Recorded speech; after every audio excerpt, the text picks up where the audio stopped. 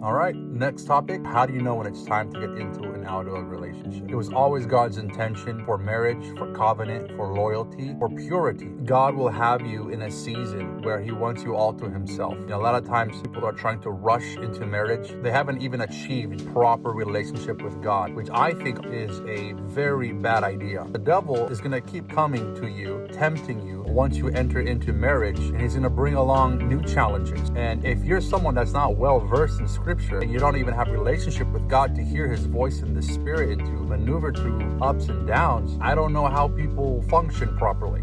I feel like that would ultimately lead to a lot of arguing constantly in a relationship and ultimately to divorce. Before you commit to somebody for the rest of your life, you have achieved a proper relationship with God. Now, that's not exactly a law anywhere in the Bible. We don't see that anywhere in scripture. The sooner you can get started in your relationship and your walk with God, the sooner you can get started in a more healthier relationship with another person. When you're a young person thinking about marriage, sometimes we get too ahead of ourselves. What I've noticed, at least from my experience, other people's experiences, is a lot of times the relationship will just kind of happen naturally without you running or rushing or trying to force it to happen. For me, for example, I wasn't very Christian. In fact, I wasn't Christian. I was atheist, and I already was thinking about getting into a relationship. The problem was I had no foundation and understanding of what it meant to have covenant. Nothing really led to anything. And so what I found was when I finally stopped trying to get into a relationship and I made up my mind and said, you know what, I don't need to get into a relationship. I don't want to get in a relationship. Right now, I'm just going to solely focus on God. And that took about a year or two